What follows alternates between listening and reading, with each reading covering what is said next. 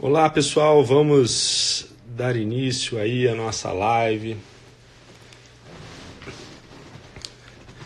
Olá, tudo bom? Cheirinho de posse. E aí pessoal, tudo bem? Vamos entrando. Hoje vamos falar aí sobre preparação para a segunda fase, com foco em segundas fases de Ministério Público, mas várias dicas que eu vou tratar aqui são dicas que se aplicam igualmente a qualquer prova de segunda fase que vocês forem fazer.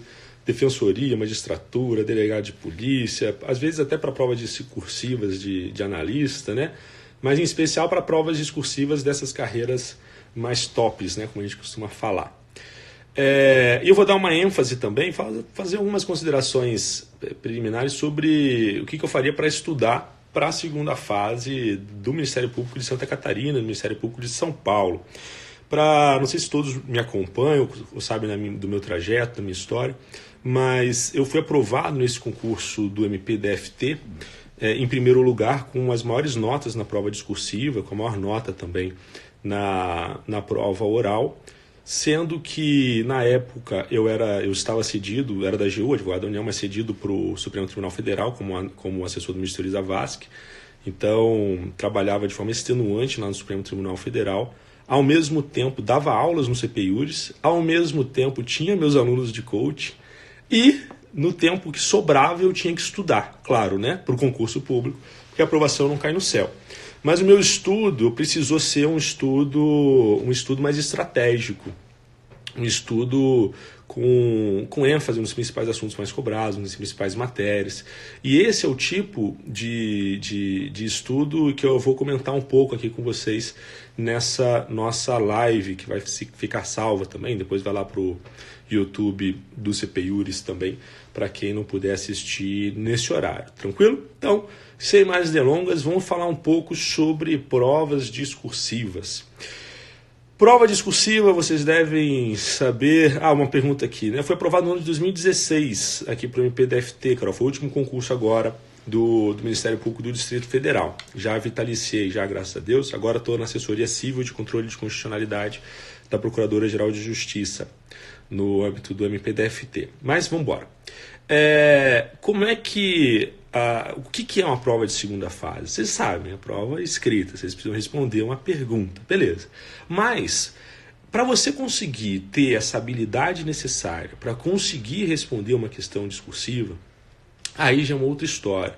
Isso exige muito treino mesmo e isso exige técnicas específicas de estudo, técnicas mais, como eu posso dizer, de revisão inteligente. Para quem acompanha o meu Instagram ou que está seguindo lá o nosso blog, profdanielcarvalho.com, tem lá uns posts, e tem no Instagram também, uns posts sobre métodos de revisão inteligentes. E esses métodos são muito importantes, especialmente para provas de segunda fase. Porque em prova de segunda fase, você precisa ter bem desenvolvido uma habilidade mental diferente da que é usualmente exigida numa prova de primeira fase. Prova de primeira fase você já tem as assertivas da questão, que servem como uma espécie de colinha para o seu cérebro. Você precisa simplesmente ler e marcar como certo ou errado. Então você vai fazer uma comparação entre o que você está lendo e o que você estudou.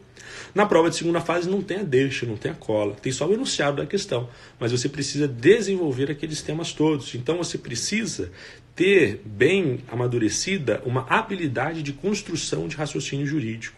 E para isso é muito importante que vocês desenvolvam um estudo inteligente ou uma revisão inteligente, isto é, durante o estudo de vocês, durante a revisão de vocês precisam exercitar ativamente o cérebro. Como é que eu faço isso, professor? Vou dar alguns exemplos bem rápidos. Nos nossos cursos de segunda fase, do CPIURES, eu tenho uma aula de estratégia de estudos e de resolução de questões discursivas e nela eu aprofundo de uma forma mais devida essa questão do estudo inteligente e tal, da revisão inteligente. O nosso tempo aqui na live é mais resumido. Então, vou dar alguns exemplos para vocês. Por exemplo, antes de você começar a revisão do dia, pega o sumário do seu livro, o sumário do seu caderno de anotações, ou se não tem sumário, mas tem tópicos, dá uma lida só nos tópicos, sem ler o conteúdo do que está no seu material, e começa a pensar o que você se lembra sobre aquele assunto. Você vai estar dessa forma fazendo uma atividade, vai estar exercitando o seu cérebro acerca daquele conteúdo.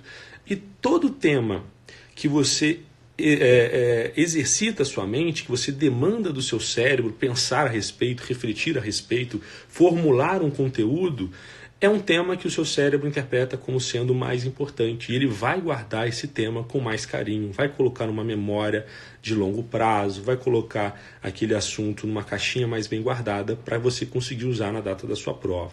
Exemplo clássico disso que eu estou falando. Aqueles assuntos que a gente lida no nosso trabalho, a gente tende a memorizar por muito mais tempo, não é verdade? Por quê? Porque a gente precisou exercitar, se debruçar sobre, fazer um exercício ativo do cérebro sobre aquele conteúdo que a gente lida no nosso trabalho. E é por isso que ele fica armazenado por muito mais tempo do que aquilo que a gente somente estuda numa leitura passiva, né? Enfim, tem outras dicas, mas a gente precisa seguir aqui a nossa live, a gente precisa passar por mais um outro tópico. Respondendo uma pergunta aí, né? 2 meses até a prova, dá para desenvolver essa capacidade? Dá. Nunca é tarde demais para começar a desenvolvê-la. E, aliás, essa é uma boa pergunta que você fez, porque, como eu disse, isso é uma habilidade mental, a habilidade de construir raciocínio jurídico. Se você desenvolver essa habilidade em uma só disciplina, ainda assim você desenvolveu a habilidade, vai conseguir usar essa habilidade em outras disciplinas também. Claro que os benefícios que eu comentei de memorização, você só vai ter naquelas disciplinas que você conseguiu fazer uma revisão inteligente, uma revisão proativa. Mas do ponto de vista da habilidade de construção do raciocínio jurídico, isso com certeza é aplicável a todos os outros temas que você precisar lidar, enfim, no dia da sua prova. E essa habilidade é muito importante para a prova de segunda fase e mais importante ainda para a prova oral. Porque na prova oral, na prova discursiva, você ainda tem um tempinho ali para conseguir pensar sobre cada uma das questões.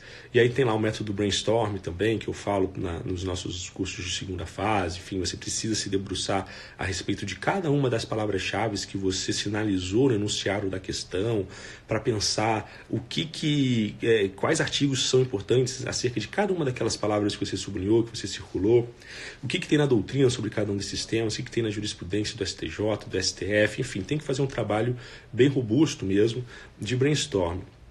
Então, você consegue parar um pouco para pensar. E aí você usa a habilidade que você adquiriu para fazer a construção e a ligação dos elementos que você colocou no seu brainstorm. Na prova oral, e aí você já vai ter muito mais tempo até chegar na prova oral, né? Vai ser mais importante ainda essa habilidade. Por quê? É bate-pronto. O examinador te pergunta, você tem no máximo 3, 4 segundos para começar a responder. E aí é que realmente vai ser importante ter essa habilidade muito bem desenvolvida. Como eu estava dizendo no início da live, eu precisei fazer um estudo muito estratégico, porque eu não tinha tempo para estudar.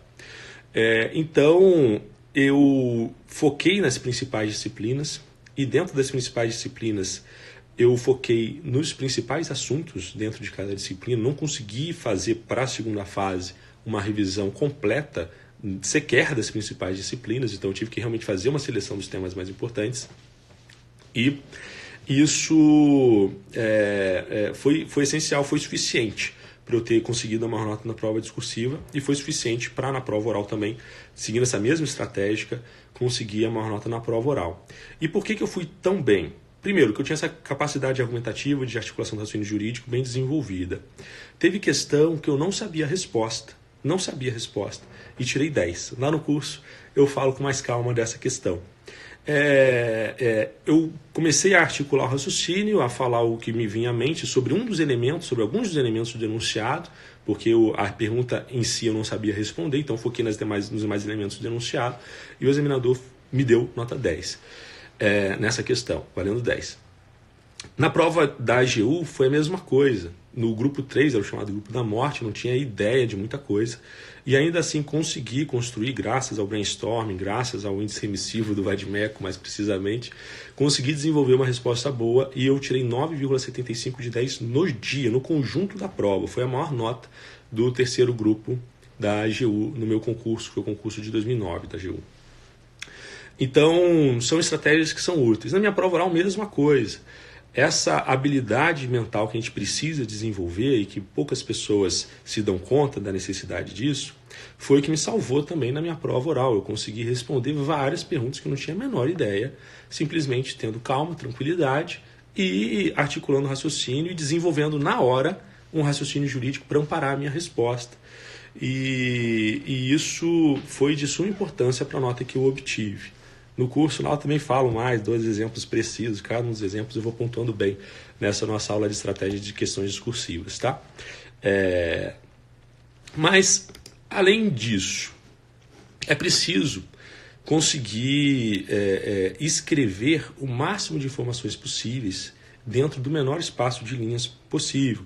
Não vai ser o caso do MP Santa Catarina, não, que geralmente eles não trazem uma limitação tão grande assim de linhas, mas em algumas provas há sim uma limitação muito grande. E no caso do MP de São Paulo especificamente, que é uma peça, uma dissertação, mas um monte de questão, tudo em 4 horas de prova, o fator tempo vai ser determinante. Então você vai precisar ter que se preparar e desenvolver essa habilidade para conseguir construir o máximo de informações possíveis na sua prova, no menor espaço de tempo possível. Na prova do MP Santa Catarina é um pouco mais tranquilo. São 4 horas para fazer a peça no turno da manhã, depois mais 3 para responder 2 questões no turno da tarde, embora as peças de Santa Catarina sejam bem complexas, né? Mas em tese dá para se virar. Bom, em relação... Então tem essa questão do fator tempo, tem a questão de conseguir escrever de forma sucinta por causa do tempo ou por causa da limitação de número de linhas para as provas que exigem número de linhas. Nem todas têm essa limitação, mas algumas colocam uma questão super complicada para você responder em 20 linhas, 25 linhas, 30 linhas. E aí você tem que realmente se virar nos 30 para conseguir condensar o máximo de informação possível e colocar na sua resposta. E tem ainda um outro detalhe, né? Você precisa tentar colocar o máximo de informação possível, porque você nunca sabe o que vai vir no espelho de correção. Às vezes o examinador pergunta, isso é comum de acontecer, tá, gente? E eu falo bem sobre técnicas de resolução de questões discursivas nas aulas dos cursos de segunda fase. O examinador às vezes pergunta assim: fale sobre os elementos do ato administrativo. Aí o primeiro item do espelho de correção é conceito de ato administrativo. E muita gente já começa direto enfrentando e colocando lá os elementos. Na primeira prova do MPDFT que eu fiz, segunda fase, de 2013, nesse concurso eu não fui aprovado, porque eu não tinha estratégia nenhuma de prova discursiva, e eu achava que prova de MP de segunda fase, enfim, seriam questões mais robustas, que eu precisaria discorrer sobre coisas mais complexas e tal, então eu dei um deslize bem grande nela. Tinha uma questão que o examinador dava um caso concreto e pedia para a gente capitular corretamente o caso, à luz da jurisprudência. E era uma questão que eu sabia a jurisprudência, eu conhecia a resposta correta da questão e me lasquei. E me lasquei por quê? Porque eu não soube desenvolver o máximo de informações possíveis na minha prova. Se fosse hoje, eu teria com certeza sido aprovado lá atrás. Pelo menos porque essa foi uma das notas mais baixas que eu tive na prova, e se eu tivesse tirado uma nota boa nela, eu sabia a resposta, eu teria sido aprovado. O que eu fiz? Qual foi o meu equívoco? Eu fui direto para a resposta, coloquei a tipificação correta, falei da jurisprudência do Superior Tribunal de Justiça sobre o caso concreto e pronto, de forma sucinta demais. Se eu tivesse feito um brainstorm, e por que eu fiz de uma forma sucinta demais? Porque eu não imaginei que o examinador ia querer que eu dissesse, eu explicasse o que é culpa consciente e o que é dolo eventual. Porque esses são conceitos muito basilares do direito penal, que a gente aprende logo no início da faculdade. E eu achei, não, ele sabe o que eu sei, que é culpa consciente ou dolo eventual, porque eu fui aprovado na primeira fase, então ele deve saber que eu sei dessa história, ele deve estar querendo que eu coloque simplesmente a jurisprudência do STJ, quer saber se eu estou afiado com a jurisprudência. E eu fiz essa opção, falei brevemente, isso aqui é dolo eventual, recurso de jurisprudência do STJ, e matei a questão. Só que, o primeiro exemplo da questão que eu dei foi uma questão verdadeira de segundas fases do TJDFT no caso. Fala sobre os elementos do ato administrativo. É uma questão simples. Muitas questões de segunda fase são questões simples. Você precisa simplesmente ficar ligado e colocar tudo que o examinador quer que você coloque. Então, o primeiro item do espelho de correção nessa prova do MPDFT 2013 era conceito de culpa consciente, o segundo era conceito de dolo eventual. Aí depois se envia posicionamento do STJ e a correlação com o caso concreto. Então eu perdi quase metade dos pontos da questão porque não expliquei o que era a culpa consciente e dolo eventual. E em outras provas, você sabe a resposta, você explica a resposta, mas explica sem pontuar quais são os artigos. Você não fala, isso está no artigo tal, isso está no artigo Y, isso está no artigo Z, isso está no artigo, sei lá, W. E com isso a sua nota cai, porque o espelho de correção traz, muitas vezes, vários artigos. Outros espelhos não trazem, mas alguns trazem. E aí você não vai saber de antemão o que está no espelho. Então você precisa colocar o máximo de informação possível. Ah, mas professor, a prova é com consulta. Vai cair questão com base em letra de lei? Cai. Na minha prova do MPDFT, uma das perguntas era: fale sobre as consequências da culpa grave. 80% delas estão na lei de execução penal. É um trabalho de garimpagem. Eu precisei pegar lá o vade-mecum atrás de cada artigo e pontuando todos os artigos, explicando. Então tinha que ter feito necessariamente um brainstorming prévio, uma anotação prévia, uma pesquisa prévia antes de começar a responder. Inclusive para se lembrar da jurisprudência do STJ, que tem muita jurisprudência sobre falta grave, tem até súmula. Então, não tem como você sair diante de uma pergunta, sair respondendo.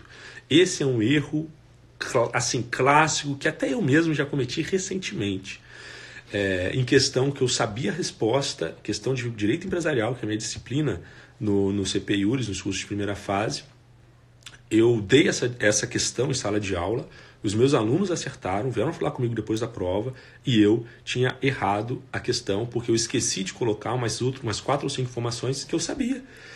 Por que eu esqueci de colocar? Porque eu estava na correria, na pressa, querendo responder rápido, porque já tinha perdido muito tempo em uma questão anterior. E aí, com isso, eu falei, não, beleza, essa resposta eu sei, eu dei na aula e tal. Comecei a responder direto, sem fazer o brainstorm, sem parar e refletir, sem parar e respirar e pensar o que mais eu posso escrever sobre esse assunto. E isso que é importante, esse é importante de fazer. Cheirinho de posse, tem que achar os artigos. Se não lembra os artigos, tem que ir atrás deles. O índice remissivo costuma ajudar demais mesmo. Eu falo muito do índice remissivo nos cursos de segunda fase também. Foi o que me salvou na prova da AGU. Era uma peça na peça prática da AGU, era sobre uma instalação de algum equipamento de energia elétrica numa área de preservação permanente que também era reserva indígena. Eu não tinha ideia daqueles temas, nenhum daqueles temas, não sabia nada. Muita gente, em 10 minutos de sala, já tinha baixado a cabeça e tinha desistido da prova, estava só esperando dar o tempo necessário para sair da prova e entregar a prova em branco. E eu fiquei lá, tem que achar. Vou procurar meu índice remissivo, vasculhei o índice remissivo inteiro do vade-mecum grande, não achei a resposta. Eu tinha levado os específicos de cada disciplina, fui lá no específico de direito ambiental, li o índice remissivo inteiro, achei 2 resoluções do CONAMA, uma falando sobre instalação daquele tipo de geração de energia elétrica em APP, e outra em reserva indígena. Usei essas resoluções na minha prova, desenvolvi o raciocínio jurídico lá, acho que eu tirei 6 de 6 da peça prática, tirei nota máxima da peça prática e perdi 0,25 em algumas das questões. Então tem que levar assim o vade-mecum, consultar assim o índice remissivo para ter certeza de que não está deixando passar nada. O FOCA, DPE, difícil consultar tanto material. É difícil quando você não tem um preparo. Para você conseguir essa habilidade de cuidar bem do seu tempo de prova, é preciso fazer muitos treinos mesmo. Por isso que é essencial fazer cursos preparatórios específicos para a segunda fase. Eu mesmo, na MPDFT, mesmo sem tempo de estudar, mesmo sem tempo de revisar, fiz 2 cursos preparatórios. Fiz no CP Iuris e fiz num da concorrência aqui, que tinha cheio de promotor aqui do DF que eu fiz com eles. Bom, e vale a pena fazer, valeu a pena ter feito, porque você já está, quando você vai para uma segunda fase, você está a um passo da aprovação. Claro que prova de segunda fase, esse é um tema que eu ia falar também com vocês aqui, costuma ser uma roleta. Uma roleta mesmo, no que diz respeito às aprovações. Muitos candidatos muito bons não são aprovados. Candidatos mais ou menos são aprovados. Às vezes você pega 2 provas, você assim, aluno que está estudando, pega 2 provas e fala, nossa, que texto bonito, que pessoa boa, cheia de conhecimento, falou um monte de coisa, reprovado. Você pega outra prova, nossa, mas o cara escreveu pouco, não está tão legal o texto dele, aprovado. Por que isso acontece? Por vários fatores. Primeiro, O examinador acordou, estava de mau humor, corrigiu a prova que estava boa. Mas ele estava de mau humor, deu nota baixa. No outro dia, estava super feliz com a família dele, super feliz, acabou de voltar de férias, corrigiu, resolveu dar uma nota mais alta. Ou então, o cara que escreveu pouco conseguiu acertar tudo que estava no espelho de correção. E o cara que escreveu muito, mas não conseguiu cravar o espelho de correção. E aí, com isso, a nota dele foi mais baixa. VAD recomendado. Eu gosto muito do vademecum da Riedel, mas se a prova for de segunda fase do CESP, o CESP recentemente tem proibido a consulta a índices remissivos que tragam palavras-chave de súmulas. Então isso inviabiliza o uso do vademecum da Riedel, que tem muita palavra-chave de súmula nele. O senhor acha que vale a pena fazer curso para a segunda fase como ouvinte? Como ouvinte, como assim? Sem ter correção personalizada, que você está se referindo? Porque se for nesse sentido, não tem prejuízo muito não. Pelo menos você vai conseguir ter acesso aos materiais, ter acesso às aulas sobre peças práticas, às aulas de estratégia de resolução de questão discursiva, enfim. Não vai ser vai ter acesso ao espelho de correção, ao modelo de resposta esperada, no caso do CPIURES, a gente sempre coloca o modelo de resposta esperada também, das peças, pareceres e dissertações, questões, enfim. Então, já é um norte bom. Agora, você tem que se comprometer necessariamente a simular, a pegar as rodadas como se fossem rodadas de verdade, provas de verdade, ainda que você não mande para correção, o que eu acho uma bobagem, tem que mandar para correção, mas ainda que você não mande, você precisa fazer, você precisa simular, justamente para ter essa noção de gestão de tempo, de gestão de espaço, para você exercitar a elaboração, a construção do raciocínio jurídico numa prova de segunda fase, exercitar essa pesquisa no seu vademecum, você tem que estar familiarizada com o seu vademecum, com o seu índice remissivo, para conseguir fazer uma prova boa, para conseguir ter essa prova, essa habilidade, essa agilidade necessária na sua prova, tranquilo? Bom, mas eu recomendo que façam sim as provas, que submetam a correção, porque costuma ser enriquecedor. Muitas vezes o seu examinador vai dizer, olha, você está no caminho certo, continua por aí, sua prova está excelente e tal. Enfim, e isso vai ser suficiente para você ganhar tranquilidade. Foi o que aconteceu comigo, né? No meu curso de segunda fase que eu fiz. O examinador falou assim, não, Daniel, você está muito bem, você está muito bem preparado, foi uma das melhores respostas que a gente viu aqui no curso, pode ir tranquilo. Eu falei, ufa, maravilha, então estou mais tranquilo aqui.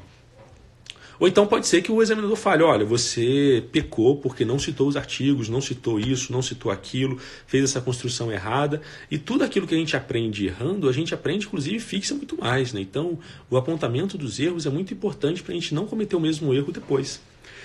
Quando eu corrijo a prova dos alunos, eu coloco no espelho de correção comentado, sua escrita está muito boa, sua letra está legível, parabéns. Então eu falo, cuidado com a letra, não entendi tais e tais e tais palavras, você pode perder ponto por isso, porque o examinador não vai ter paciência para entender a sua letra. Então esse tipo de apontamento pode te ajudar a corrigir alguma coisa que você precisa. Então eu falo, seu texto está cheio de informações, gostei muito, você tirou nota boa no seu enunciado, mas o texto está mal escrito. O texto precisa ser mais bem construído, você precisa caprichar mais aqui, caprichar ali, enfim, esse tipo de detalhe que pode vir a fazer a diferença. Cada um vai receber os feedbacks de que necessita e isso costuma acrescentar muito para a prova. Passando aqui a falar especificamente de estratégia de estudo para o MP Santa Catarina e MP São Paulo. Isso vale também para os demais em relação às estratégias em si, né? Não no conteúdo específico que eu vou falar agora. Se fosse eu estudando para o Ministério Público de Santa Catarina, quais são os detalhes dessa prova aqui? O grupo 1 é penal, processo penal, execução penal. O grupo 2 é civil, processo civil, infância e adolescência, direitos difusos coletivos e individuais homogêneos. Ah, professor, tem o item 6.3 do MP Santa Catarina que está dizendo que poderão ter incursões incidentais sobre constitucional, administrativo, tributário, eleitoral, falimentar e institucional. Eu tenho que estudar constitucional, administrativo, tributário, eleitoral, falimentar e institucional? Depende. Como é que está seu tempo? Está tranquilo? Se estiver tranquilo, estuda. Agora, se você estiver correndo quanto tempo, como era o meu caso, eu deixaria de lado essas disciplinas. Não estudaria constitucional, não estudaria administrativo, nem tributário, nem eleitoral, nem falimentar, nem legislação institucional.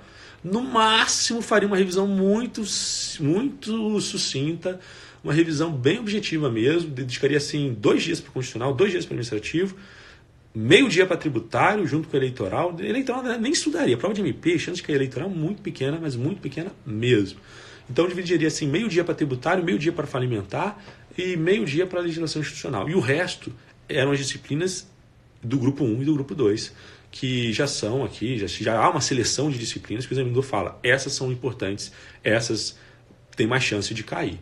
Pronto, focaria o meu estudo nelas e bola para frente. Ah, professor, e se cair constitucional?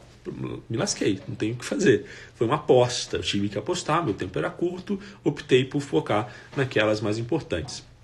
E mesmo assim, pelo edital, as questões podem ter incursões incidentais. Ou seja, não pode ter uma questão sobre controle de constitucionalidade, ponto. Pelo que está no edital, não pode. Pode cair uma questão de direito processual penal em que você precisa ter conhecimento de uma garantia constitucional. Isso tudo bem, porque se admitem incursões incidentais. Então vejam que a chance de realmente você ter precisado estudar a fundo cada uma dessas disciplinas que não estão expressamente previstas no grupo 1 e no grupo 2 da MP Santa Catarina é muito pequena.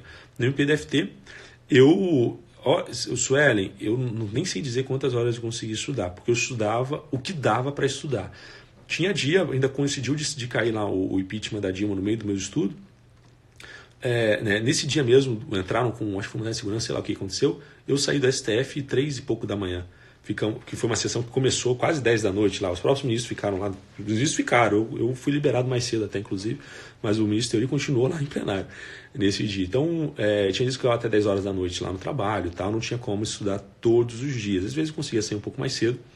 Dava uma revisada. Mas eu procurava estudar sempre que possível.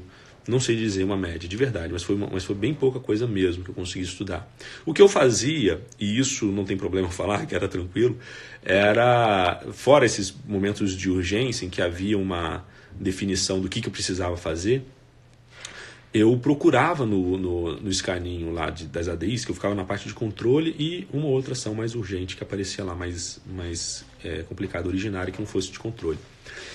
Mas eu procurava no escaninho sempre que dava, mesclar as disciplinas. Então, por exemplo, minha grande dificuldade era penal processo penal. Eu procurava no armário ADI sobre penal processo penal e focava nelas para fazer um estudo, para construir uma minuta de voto. Precisava estudar algumas coisas de penal processo penal, então isso me ajudava um pouco. Mas nem sempre eu fiz isso. Eu por exemplo, peguei lá um monte de ADI de lei de responsabilidade fiscal, fiquei quase 30 dias analisando todas elas e tal. E não tinha nem previsão de cair responsabilidade fiscal na minha prova. Mas, enfim, no que dava para eu fazer, eu procurava fazer isso. Se você tem uma flexibilidade parecida no trabalho, vale a pena isso também. Aprendi muita coisa importante no trabalho. E como eu disse no início da nossa live, aquilo que a gente estuda no trabalho, a gente grava com muito mais propriedade para sempre. MP São Paulo, vamos lá. MP São Paulo, as prioridades são essas disciplinas que você já sabe que vai cair necessariamente. O item 19 do edital do concurso da MP São Paulo já fala que vão ser elaboradas 3 versões da prova discursiva e vai ser sorteada a prova na hora da prova. A primeira versão da prova é uma dissertação sobre temas de penal, uma peça prática com ênfase em temas de processo penal e pelo menos uma questão de tutela de interesses difusos coletivos de judiciais homogêneos. A segunda versão vai ter necessariamente uma dissertação sobre processo penal, uma peça prática com ênfase em direito penal e pelo menos uma questão sobre tutela de direitos, interesses difusos coletivos de judiciais homogêneos. Gente, pelas 2 versões que a gente já viu, quais são as principais disciplinas que tem que estudar necessariamente muito bem para o MP São Paulo, porque vai corresponder aí, dissertação vai ter nota de 0 a 3, peça prática vai ter nota de 0 a 2 e cada resposta nota de 0 a 1. Então, peça prática mais dissertação já dá quase 5 pontos. Já dá 5 pontos na prova, não é isso? Quase 5, porque às vezes pode variar, mas enfim, pode dar até 5 pontos a prova. E necessariamente uma dissertação vai ser de penal ou processo penal e a peça prática vai ser de penal ou de processo penal nas 2 primeiras versões. Então tem que saber muito bem? Tem. Dissertação deve ter artigos mencionados? Sempre foca. Dissertação precisa ter qualquer questão de prova de segunda fase, você precisa responder da forma mais completa possível. Falando o número dos artigos, falando o que é entendimento simulado, se lembrar número da súmula, enfim, precisa ter o máximo de informações possíveis, porque a gente nunca sabe o que vai estar no espelho de correção. Pode ser que na dissertação não tenha artigo no espelho de correção? Pode ser. Mas pode ser que tenha um monte de artigo. Então, geralmente tem artigos nos espelhos de correção, tá? Então, por uma questão de probabilidade, vale a pena você sempre que possível citar. Ah, estou na correria, não vou conseguir citar e meu tempo está acabando na prova, tem que responder. E aí? Tudo bem, responde, não cita os artigos. Mas tem que fazer esse estudo prévio, essa preparação prévia para conseguir gerenciar bem o tempo de prova, beleza? Então, vamos lá, terceira versão da prova da MP São Paulo. Uma dissertação sobre tutela de interesses difusos, coletivos e individuais, uma peça prática com ênfase em direito processual penal e, obrigatoriamente, 2 questões sobre temas de direito penal. Gente, quais são as disciplinas que você tem que estudar obrigatoriamente para a prova da MP São Paulo? Penal, processo penal, difusos e coletivos. Não tem nem dúvida sobre isso. No mínimo, 6 pontos, e no caso do grupo 3, no mínimo, 7 pontos vão ser sobre essas disciplinas, na versão 3 da prova, né, digamos assim. As demais você estuda se der conta. E aí, quais que eu estudo dentre as demais disciplinas? Bom, você vai estudar as principais disciplinas: direito constitucional, direito civil, direito administrativo, infância e adolescência, que costuma cair também de vez em quando em prova de segunda fase de MP. Ambiental é pouco, viu, gente? Às vezes cai, às vezes não cai, enfim. Eu focaria nessas 3 e, tendo mais tempo, estuda as demais também. Para o curso, gente, eu não tô. A gente vai começar a montar. Eu vou tirar férias a partir da semana que vem, da MP-DFT, para ficar por conta da coordenação do MP Santa Catarina e MP São Paulo. E aí eu vou analisar todas as provas anteriores do MP Santa Catarina de segunda fase, do MP de São Paulo também, de segunda fase, provas anteriores. E a gente vai fazer a gente vai dissecar essas provas e a gente vai mostrar para vocês quais são as principais disciplinas para a prova do MP São Paulo também, tá? Fora essas que a gente está comentando aqui, que eu já falei que estão no próprio edital, né? Processo penal e difusos e coletivos, tranquilo? E aí a gente vai dar esses apontamentos também. Vai ter análise da banca examinadora? A gente vai também atrás no currículo dos examinadores, dos artigos que eles publicaram, para conseguir trazer essas informações para vocês. O promotor de justiça do MP de São Paulo vai participar também do nosso curso, e ele vai fazer uma aula específica sobre a banca examinadora e sobre as provas anteriores do MP de São Paulo. Então vai ser algo que vai acrescentar bastante no curso também, tranquilo? Então a gente vai dar um norte bem bom lá no nosso curso de CPI Juris de segunda fase sobre essas principais disciplinas, e vamos indicar também quais foram os assuntos mais cobrados nas últimas provas, né? Não necessariamente os assuntos se repetem, mas já é um indicativo bem ou mal do que costuma cair com maior intensidade, pelo menos o capítulo, digamos assim, né? Por exemplo, para especificar o que eu estou querendo dizer, caiu uma questão no MP-DFT de filiação socioafetiva e filiação biológica. Na outra prova caiu sobre adoção. Na outra prova caiu sobre responsabilidade dos pais.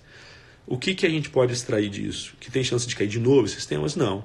A gente pode extrair disso que aquele tema de filiação é importante, relações parentais é importante, então tem que estudar filiação. Então a gente consegue, pela espécie, chegar nos gêneros mais importantes de estudo para provas de segunda fase. Ender Chagas pode abreviar as iniciais dos códigos, CPP, etc. Pode e deve para economizar tempo de prova, tá? As principais você pode abreviar com tranquilidade. Então, CF, CC, CP, CPC, CPP, ECA e por aí vai. Agora, leis especiais, cuidado. Porque, por exemplo, tem gente que chama o Estatuto da Pessoa com Deficiência, que eu abreviaria por EPD, chama de, como é que é mesmo? Lei Brasileira de Inclusão, de LBI. Aí se eu coloco EPD e para o examinador ele não sabe o que é EPD, porque para ele é LBI, ele não vai entender o que eu quis dizer. Então é bom a gente tentar, nesses casos mais específicos, trazer a primeira citação por completo e, entre parênteses, você coloca a sigla que você vai utilizar dali para frente, tranquilo? Mas só nesses casos mais específicos de leis especiais. LIA, por exemplo, que é Lei de Improbidade Administrativa, numa questão sobre improbidade, não tem problema você colocar LIA, que o examinador vai saber que você está se referindo à lei de improbidade. Mas se você for citar a Lia numa questão de penal, é melhor colocar a lei de improbidade para não correr o risco do examinador não saber que Lia para você é lei de improbidade, porque ele pode usar por outra sigla, pode nem chamar de sigla nenhuma, pode só se referir à lei do 429, enfim, então isso é variável, tranquilo? Gente, a gente está já caminhando para o encerramento da nossa live. Aproveita a oportunidade e coloquem as perguntas de vocês agora, que na medida do possível eu vou atender ao questionamento de vocês, tá? Enquanto isso, o que mais que eu posso falar aqui que eu me programei para mencionar com vocês? Sim, vamos embora. Questão de gestão do tempo da prova, né? Quanto tempo a gente tem que, no caso específico do MP São Paulo, no MP Santa Catarina, de manhã é a peça, à tarde são 2 questões, então você vai dividir o tempo das 2 questões pela metade, vai tentar responder as 2 em metade do tempo da prova, né? E a peça é o dia inteiro fazendo a peça, a manhã inteira fazendo a peça, não tem muita novidade. MP São Paulo. Em Chagas, a nota de corte geralmente é baixa, viu? Geralmente é baixa em prova de MP. Geralmente, conseguir o mínimo exigido no edital, as chances são grandes de conseguir prosseguir, tá? A correção é muito forte. Geralmente, como eu mencionei, as questões até são simples. Muitas questões são simples. Mas a correção é que é puxada. A correção que é difícil. Eles exigem... Tem vezes que você não sabe nem o que está exigindo mais de você. Você fez uma resposta brilhante, completíssima, e não sabe o que aconteceu. E não sabe o que aconteceu na correção, né? Enfim, acontece muito disso mesmo, é uma loteria, a correção da segunda fase. Mas, geralmente, as notas são bem baixas mesmo, tá? Quem conseguir passar, geralmente está dentro, quem conseguir nota mínima. Distribuição de tempo entre revisar a matéria e treinamento efetivo, eu dedicaria uns 2 dias por semana, 2 dias para o treinamento e o restante para a revisão. Nota de corte. Sim, para ir para a segunda fase, agora sim, tá. Para ir para a segunda fase, eu tô por fora, viu? Não me lembro exatamente como é que tá. Eu acho que tem de 70 e 73, a última vez que alguém me falou, mas eu não tenho certeza absoluta da MP de São Paulo. A mensagem de final de motivação, vou falar. Bom, sobre a questão da divisão do tempo da prova. A dissertação vale 3 pontos, a peça vale 2. Somando as duas, já dá metade. 2 horas, no mínimo, você tem que dedicar para a dissertação e para a peça prática, necessariamente. Eu dividiria 1 hora para a peça prática, 1 hora para a dissertação. Mas peça prática vale menos. Enfim, mas 1 hora é o mínimo para você conseguir fazer uma peça razoável. Então, ainda que tenha que dedicar proporcionalmente menos tempo para a dissertação, vale a pena. E o restante você tem que dividir entre as questões de forma igual, beleza? Letra tem que ser inteligível. Pode ser cursiva, pode ser aquela letrinha lá de forma, não tem problema. Mas tem que ser legível. Respeito às margens é uma outra pergunta que o pessoal costuma colocar. E o Ramiro está dizendo nota de corte, previsão 79 no olho na vaga. Live sobre brainstorming, quem sabe, pode ser, tá? Vai ter uma aula sobre isso nos cursos também, sempre tem, curso de segunda fase de qualquer carreira eu que falo sobre brainstorming também lá no CPIURES, tá? Sim, respeita as margens, tem que observar as margens, não pode escrever além e também não pode terminar a linha antes. Se você tiver que separar a sílaba, separe, mas use toda a linha disponível até chegar na margem do texto. E paragrafação, tem que ter. O que é paragrafação? Aquele espaçozinho mínimo antes de começar cada parágrafo. Precisa ter, senão perde ponto de forma. Um detalhe importante, no Ministério Público de Santa Catarina, tem muitos pontos dedicados à apresentação da peça e articulação do raciocínio. Então vejam que, salvo engano, acho que até 30%, está lá no edital, eu não tenho de cabeça essa informação. Vou me preparar direito para a aula, pode ter certeza, lá no curso na semana que vem. Mas, salvo engano, pelo que eu tenho aqui de cabeça, eu acho que é 30%. Deixa eu ver se eu me lembro se é isso mesmo. É isso mesmo, ó. Reservados ao nível de persuasão e a redação técnico-jurídico, equivalente a 30 pontos de cada questão.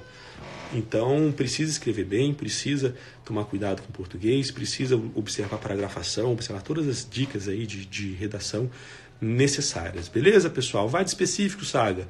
Para essas 2 provas, eu acho que o Vademecum da Rida é uma boa, porque pode utilizar índice remissivo. Tranquilo? Pessoal, a gente precisa encerrar. Minha filhinha, inclusive, acabou de começar a chorar aqui no quarto ao lado. Eu vou ter que interromper a nossa live, tá, gente? Ela já se comportou muito bem nesses 40 minutos aqui com a gente. mas agora eu vou precisar socorrê-la, tá bom? Um grande abraço para todos vocês. O que eu recomendo, e isso é algo muito importante, perseverem, persistam. Por mais que o destino nos derrube em várias provas seguidas, a gente precisa saber que, na verdade, o destino está apenas guardando para você o que é seu, o que é melhor para a sua vida. Eu reprovei muita prova de segunda fase. Hoje, depois de ter tomado posse no MPDFT, eu entendi perfeitamente bem por que eu não fui juiz antes, por que eu não fui aprovado no MPDFT de 2013, por que eu precisei ficar mais tempo onde eu fiquei. Porque isso era esse tempo de preparação, esse tempo de sofrimento que eu tive nos estudos para concurso, de desespero muitas vezes que eu tive estudando para concurso e vendo as reprovações se acumularem, foi necessário para construir quem eu sou hoje. E foi necessário para me fornecer novos aprendizados que estão sendo indispensáveis para a minha atuação profissional. Então, persistam, perseverem nos estudos, porque vale a pena, é muito gratificante o resultado final. Ser promotor de justiça é algo maravilhoso, a gente tem uma ampla gama de atribuições, dá para fazer muita coisa, muito legal mesmo, muito boa, pela gente mesmo, trabalhando feliz e principalmente para a sociedade. Um grande abraço para todos vocês, espero vê-los nos nossos cursos de segunda fase lá no CPIURES, depois nos nossos cursos de prova oral em parceria com a EJUR. Grande abraço, até mais, tchau.